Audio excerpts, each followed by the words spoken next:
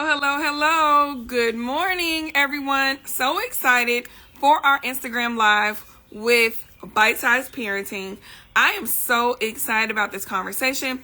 I hope you guys are excited as well. If you don't know me, my name is LaShawna. I am one of the leaders of all Things Childcare, and I have Sharon Maisel coming on to be one of my special guests.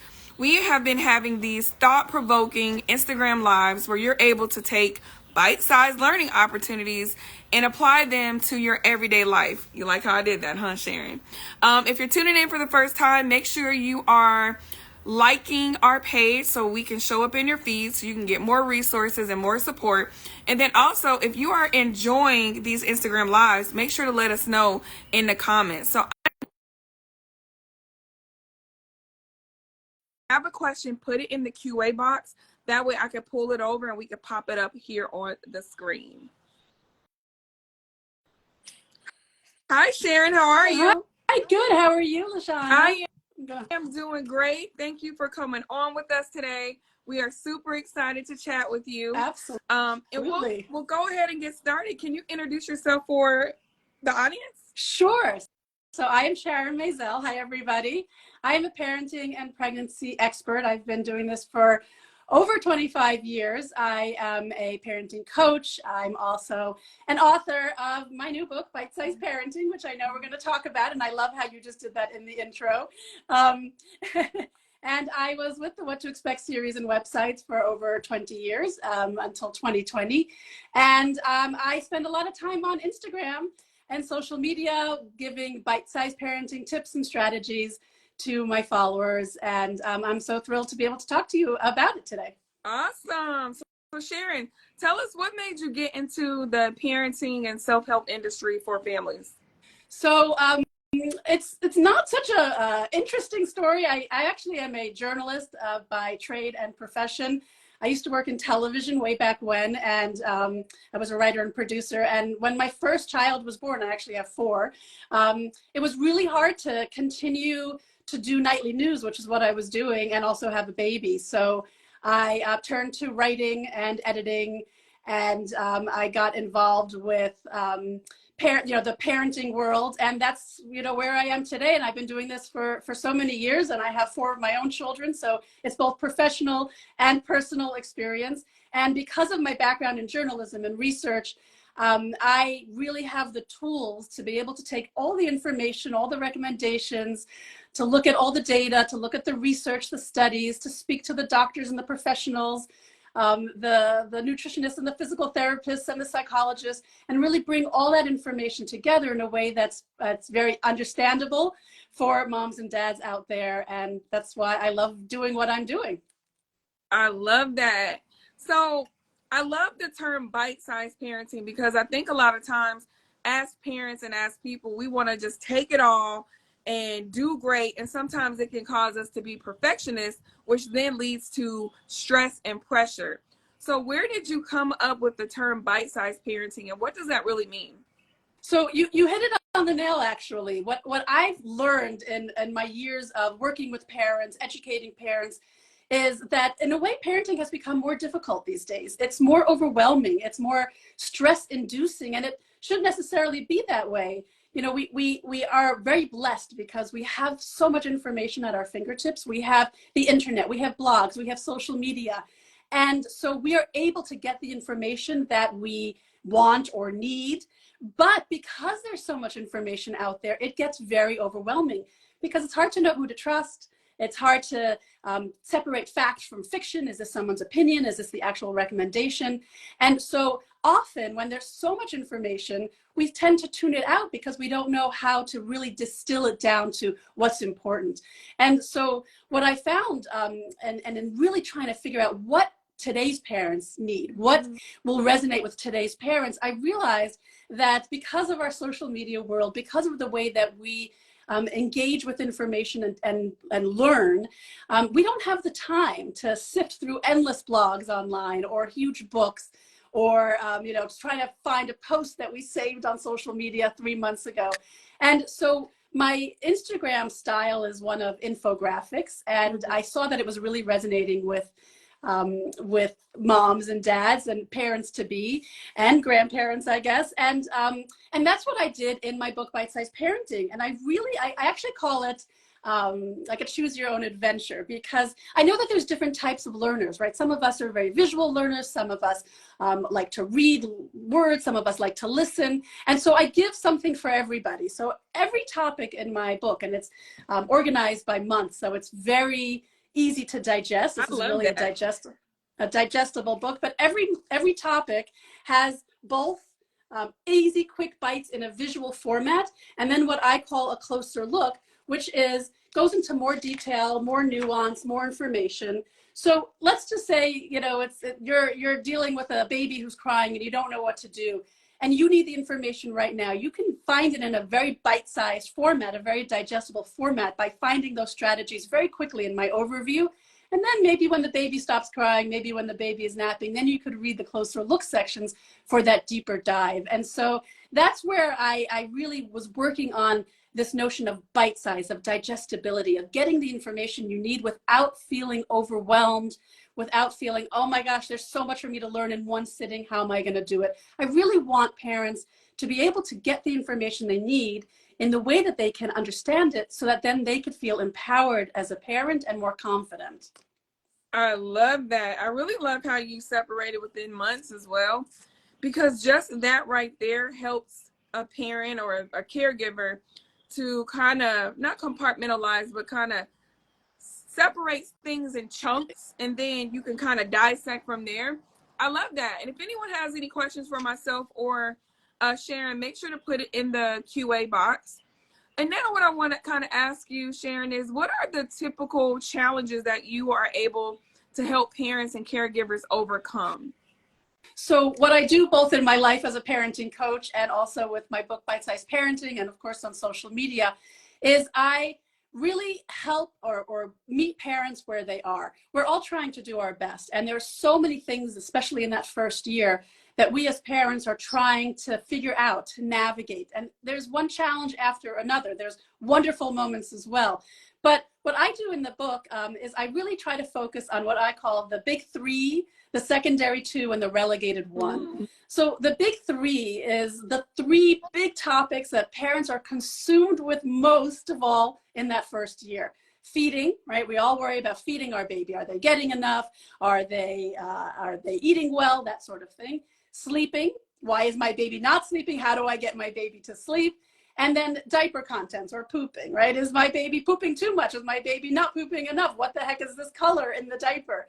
And so those are the big three topics. So I focus on that in every monthly chapter.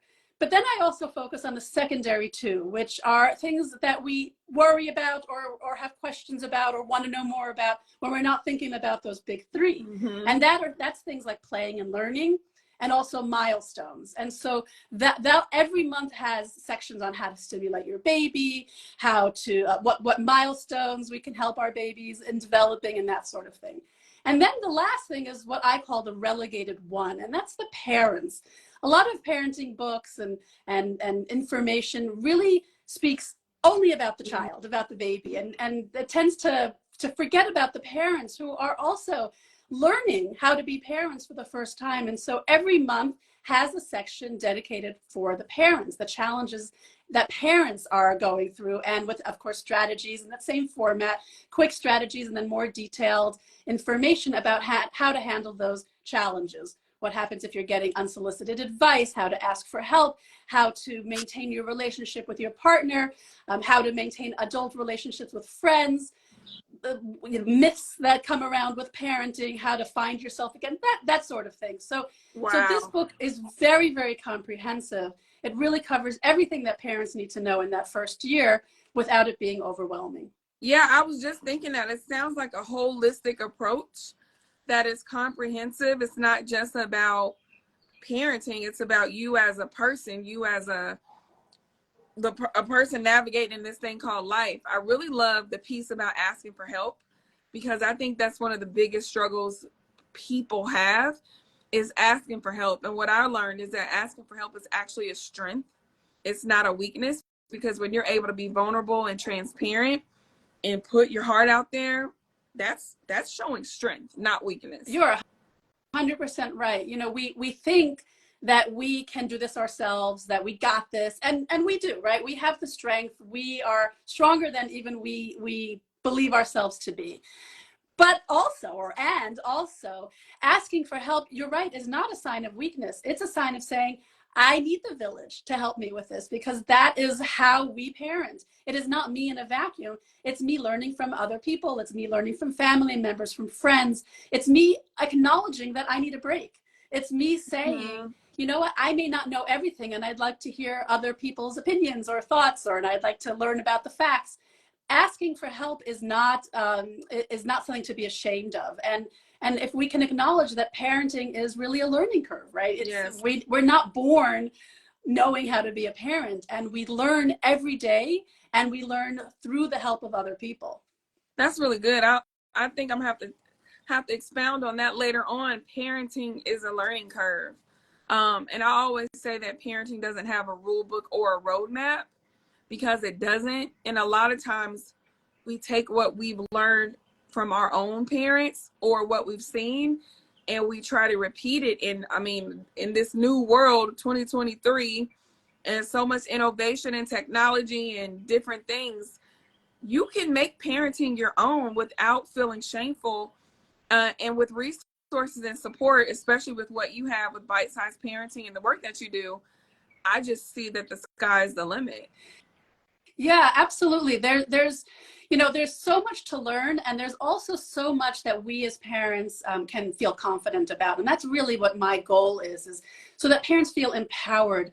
There's so many decisions that that new parents have to make, and I'm not just talking about which pacifier to buy, right? It's decisions of, you know, how do I feed my baby? Do I start with purees? Do I start with finger foods? How do I get my baby to sleep? Do I sleep train? Do I not sleep train? Do I bed share? There's all these decisions, and those are big ones, and then there's small ones, and there's decision fatigue after a while, and again, it feels very stressful and overwhelming. And I really love to encourage parents to find what works for them, because every baby is different, every parent is different, every family is different, and as you were saying, it's a holistic view, right? We can look at parenting our baby in the first year, and that's what this book focuses on, 0 to 12 months. We can look at parenting our baby in the first year as not something to feel stressed about, but to feel confident about. And what I always like to remind parents is that parenting, these choices that you make, most of them are not so consequential, right? They seem huge in the moment, but aside from things like health or safety issues, right? Of course, we always want to take our baby, put them in the car seat facing towards the back when they're, when they're little. We want to make sure that the crib doesn't have any blankets or pillows in it or bumpers, right? Those are safety and health issues. But aside from those, it doesn't really matter what pacifier your baby is using, or what bottle you choose to use, or even whether you choose to breastfeed or bottle feed, which formula you choose, whether you sleep train or not, how you start feeding solids. Your baby will be fine no matter what you choose. And if you as a parent feel confident in the choices that you've made, because you've been given the knowledge and then you choose that what works for you, that makes you the best parent. Not necessarily the choice that you make, but feeling good about the choice that you make. That makes you the best parent for your baby. And if I could, help empower, just a few parents, then my job is done. And so that's really what the hope is with bite-sized parenting. I love that. So I see some new faces in the place. We're so excited you guys are here. We are chatting about bite-sized parenting. Sharon is sharing more about what she does and her book that she has that you guys can go and grab on Amazon or the link in her bio. We have a question. How can we keep our children away or reduce screen time? That's such a popular question, and I do talk about it in Bite-Sized Parenting, even though it's just a book until 12 months old, or for babies until 12 months old, because in this day and age, screen time is ubiquitous, right? We can't escape it, and there are guidelines. So the American Academy of Pediatrics has guidelines in terms of what we should aim towards, right? What the ideal is. And so for babies under 12 months old, actually under 18 months old, the recommendations are to avoid screen time as best as possible. FaceTime, right? If you're FaceTiming with a grandparent or an aunt or an uncle, that's fine, right? That's not considered screen time. But babies or children under 18 months old really can't learn from the screen in the same way that they can learn from human interaction, face-to-face interaction. And so the recommendations are to avoid screen time as best as possible under 18 months old. And then over 18 months old, that if we are going to have our children sit in front of a screen, that we co-watch with them so that we can talk to them about what's happening on the screen, again, for learning, for optimal learning. Now, that's the goal, that's the aim, that's the ideal. But we also live in real life, in reality. Right. And so I would never sit here and shame any parent because they have to go to the bathroom or take a shower and they have to put their baby in front of the screen for 10 or 15 minutes. And so I think that knowing what the goal is, what the ideal is important because we should strive for that. But when we don't meet that ideal goal, because we won't, we're human and it's going to be impossible not to for the most part, that we shouldn't berate ourselves or get upset at ourselves. We have to do what we have to do to get through the day. And as long as we are keeping screen time down, the amount of time that our children are spending in front of the TV or the tablet or whatever, then that's good. And then we should feel good about that. So as a general rule, if you can limit or avoid screen time for babies, please do that. And if you can't, that's okay too. Just limit it to very infrequently. Great points. So Amanda said, decision making is so exhausting when you hear conflicting recommendations from pediatrician and lactation consultant. How can I navigate through this as a first-time parent? That is a great question, Amanda. I talk a lot about navigating the decision making when you're dealing with what your pediatrician says and then what your mother-in-law says or what someone in the playground says. And there I always say, rely on the medical professional, the professional that you've chosen. So it gets tricky though when you've chosen two medical professionals or two experts and then they're conflicting, as in your question, a pediatrician versus a lactation consultant. So I would say that in this case, and again, without knowing the details of what the conflicts are, I would say that the pediatrician is going to be the one who is looking at your child, again, in a holistic way. He or she will be seeing whether your baby is gaining the right amount of weight. He or she will understand the full health of the child. And if the pediatrician is saying something that's conflicting with the lactation consultant because of a health issue, I would say, stick with what the pediatrician is saying.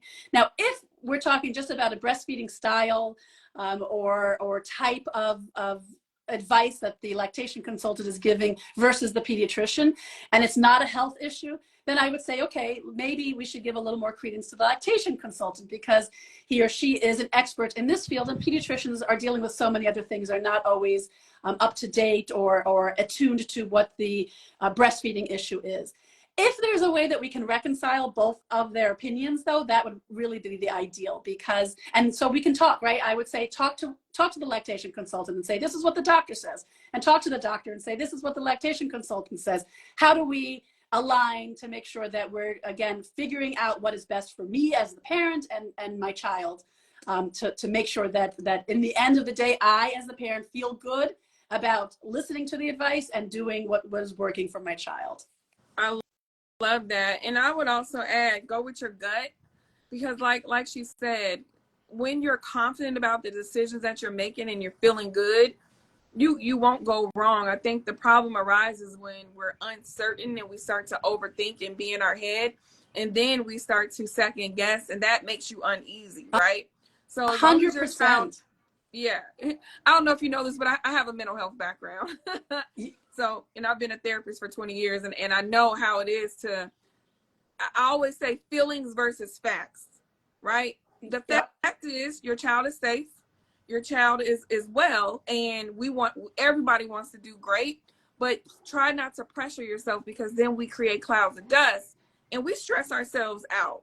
Now I want to shift and talk about the parent support that you provide. We understand that you have your book, Bite-Sized Parenting, but what if someone needed some more hands-on support? What kind of support do you have that they could connect with you on? So I'm a parenting coach, and what that means is that parents can schedule a time to meet with them. I do it virtually over Zoom. And what I love about coaching, besides obviously meeting individual parents face to face or virtually face to face, is that I'm able to tailor the strategies that I'm working through with the parents for their needs. And that's what I was saying before about how every parent is different and every child is different. And so that dynamic is going to be different from parent-child dyad to parent-child dyad. And so, there's blanket recommendations. There's blanket advice that is given for every parent. But then sometimes it doesn't work, or it doesn't feel right, or it doesn't feel good according to your gut as a parent. And so I'll give an example. Let's say somebody's trying to figure out how to get their baby to sleep through the night, but they don't want to do the cry it out method of sleep training. And so I will sit down with that parent and say, okay, let's figure out what will work for you. What are you going to be comfortable with? What is best for your baby? What is your baby's personality? How does your family situation look? What kind of support do you have? And let's try to come up with a sleep teaching, as I call it, strategy that will work for your child and for you, so that again, you can feel good about how you're parenting. And so I love being able to do that. And as a parenting coach, I don't just deal with sleep, I deal with feeding, I deal with behavior, potty training. I mean, it runs the gamut, and it's sort of a one-stop shopping, right? You can certainly go to, someone who does just does sleep or just does feeding.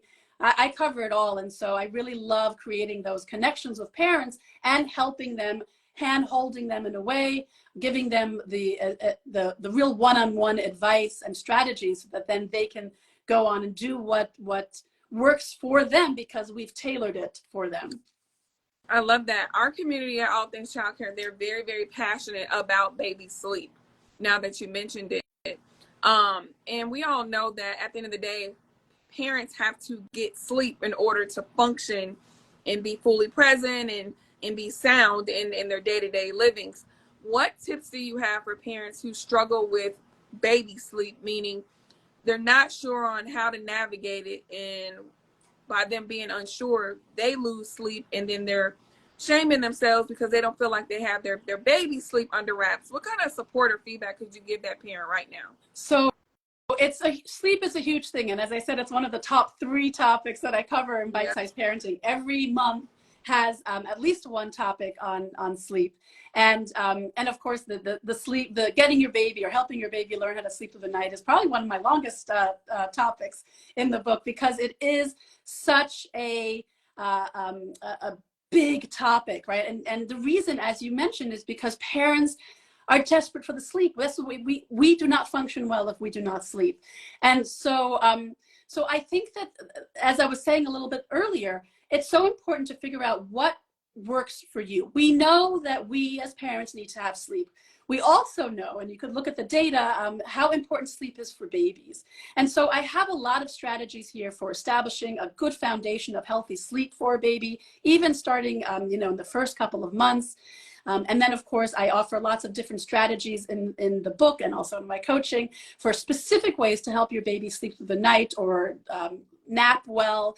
I talk about dropping naps, how to navigate that. And I think that what's really important is 2 things. One, to recognize how important sleep is for your baby. And a lot of times we as parents won't even recognize that our babies are overtired because they seem like they're really energetic. But what happens is that an overtired child has a much harder time falling asleep and staying asleep. And it becomes a cycle, right? If you're not sleeping enough, then you're not sleeping enough as a baby. And the cycle then repeats itself in a way with the parents, right? That we're not sleeping enough, so we're not at our best, so we're getting frustrated, so we're not able to help our babies learn how to sleep well, so then we don't sleep as well, right? And it just becomes this circular thing. So understanding how important sleep is for babies is step number 1. And then making real efforts to help teach healthy sleep habits is important from really day 1. And I would say when you bring your baby home from the hospital, when your baby is a newborn, there are so many things that you can do well before that baby is ready to sleep through the night, because your baby is going to be up every 2 to 3 hours in the newborn stage. But helping your baby learn the difference, let's say, between night and day, you could start doing right from the start. And that is one of the things that we can do to help lay those healthy foundations for good sleep later on. So when your baby's napping during the day, keep the, you don't have to close the shades, but at night, make sure that the room is dark. When you're changing the diaper at night during the night feedings and night wake-ups, keep the interactions at a minimum. And when it's during the day, it obviously talk to your baby a lot. So there's ways that you're going to clue your baby into, this is not nighttime and this means we sleep, or we keep things quiet, and this is daytime and that means there's a little more activity. So there's a lot of strategies that you can start even from right from the beginning. I love that. So we have one more question, and then I'll let you share again about the amazing, show your book, your amazing bite-sized parenting resource that we can go and grab right now at our fingertips. The question is it okay to let babies sleep past the recommended amount of hours?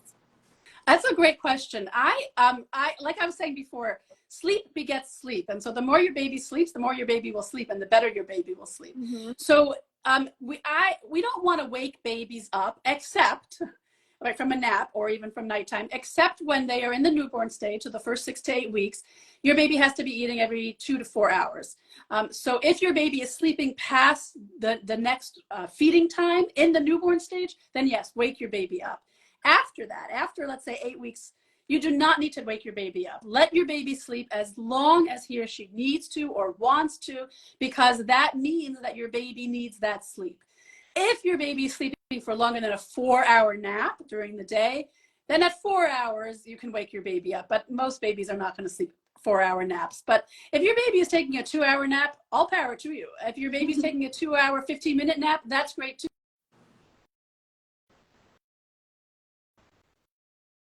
Fine also. So we letting your baby, there's no set time, right? I offer in bite-sized parenting, and I'll do a quick showing of this, that every month begins with what I call an overview, and it talks about sleeping and feeding and growth. And so here I have how long your baby might be sleeping, how many hours in the 24-hour period your baby's probably going to be sleeping this month, what the wake windows are, that's the time between the naps, and how many naps your baby probably will be taking. But again, every baby is different, and these are just going to be averages. So we don't want to be really, really strict with the schedule. If the average is, let's say 90-minute wake window, but your baby is getting tired after 60 minutes, yes, watch the clock, but also watch your baby. And so follow your baby's cues. Put your baby in for that nap at 60 minutes, even though the technical wake window still says that your baby might be able to stay up longer. And again, if the average is, let's say, 15 hours in a 24-hour period that your baby is sleeping total, but your baby happens to sleep 16 hours, that's great, because that's your baby, and that's your baby needs 16 hours. So it's very important to get to know your baby, to watch your baby, and to fine-tune your parenting strategies to your individual baby. And as a parent of 4, I know that every child, even within the same family, is different and will have different needs. So so honor your baby's individuality. Oh, I love that. Let me tell you, we have talked about so much in this short 25 minutes. Can you guys imagine, once you grab your book, Bite-Sized Parenting, and connect with Sharon, how you're going to be able to get so much transformation? So if you're not following Sharon, make sure that you click right here. Follow Sharon. Also follow All Things Childcare. And if you join and you're like, okay, what's going on? I can't believe you guys are wrapping up. Sharon, please let everybody know where they can connect with you at and where they can purchase your book, Bite-Sized Parenting. So you can follow me on Instagram at Sharon Maisel. My website is sharonmaisel.com, where all my resources are there. I have e-guides, both free and for a small fee. They're great. I have a newborn course, which is amazing for parents to be and new parents, which really gives you everything that you need to know for your baby's first 8 weeks. And it really sets the stage for a great first year. Bite-Sized Parenting is brand new. It was just released. And it is available on Amazon, Barnes & Nobles, anywhere books are sold. And you could also find that, the link for it in my link in my bio in my website. And if you want to schedule a coaching session with me, that's also on my website. And I can't wait to meet you guys, because like I said, I love working with parents. Thank you so much. I'm so excited for you. I'm excited for your new book. Is this your first book? This is my first book that I wrote by myself. Yes. Wow. So awesome. Thank you again, Sharon, for taking time out to chat with us. I will be circling back with you because we're opening up our parenting membership next week. And I want to know if you would like to be one of our guest speakers. We'll chat offline about that. For everyone else, make sure to click the link in our bio, sign up on our wait list, because if you enjoyed this conversation, you're going to have resources, experts, and on-demand learning right at your fingertips with all things child care parenting community. It's called The Village. And we cannot wait to connect with you all. Sharon, you have an amazing day. And guys, go and get the book, Bite Size Parenting. I'm going to buy one. I'm going to gift it to my brother because he's expecting him and his wife. They're around 6 months. So I'm going to get this book for them. It's a great game, and yeah, go out, get the book. It's going to make you into the parent that you want to be. So thank you so much. I'm so glad that we were able to do this, and thanks everybody for joining. Bye, guys. Bye. Bye.